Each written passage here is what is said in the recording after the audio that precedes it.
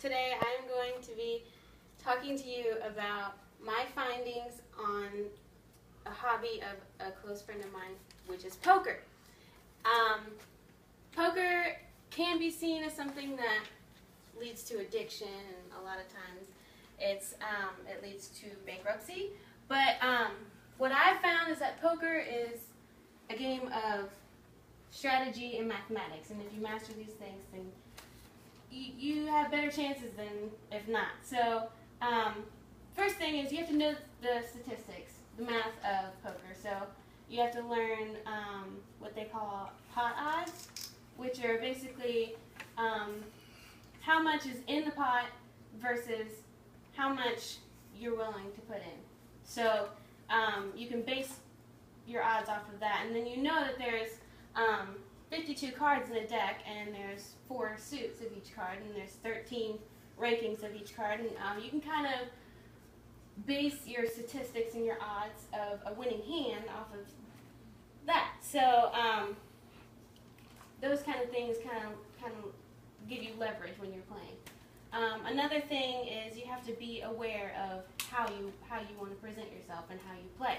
For example, your bankroll, which is how much money you have to spend. If you have just a little bit of money, it kind of comes off as, well, you're kind of desperate. You have to win this hand because this is all the money you have. Versus if you've got a lot of money to back yourself up with, you're more willing to play.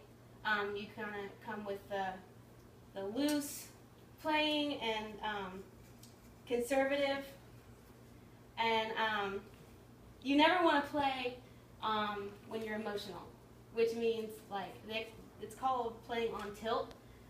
So if you're scared or anything like that, you have to kind of maintain a professionalism, I guess.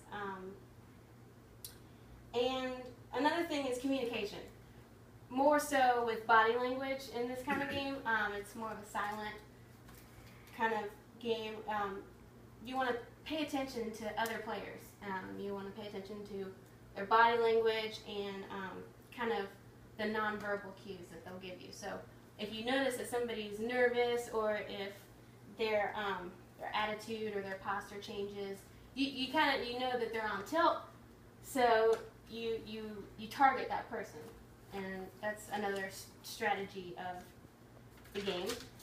You can also kind of judge people on how frequently they visit this poker room. So if you see them all the time, you know that they've gotten a bit more experience than other people who you never see before, and they come in, and that's another target you can kind of look at. So another aspect, of course, is the verbal cues. Like bet, raise, fold, all in.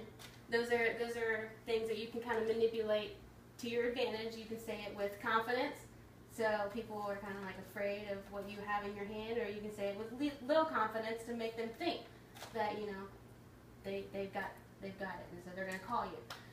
So these are a couple of points that I have discovered while talking with Caleb about what he knows from experience in playing, and a couple of my other sources were WorldSeriesPoker.com and Pokerology.com.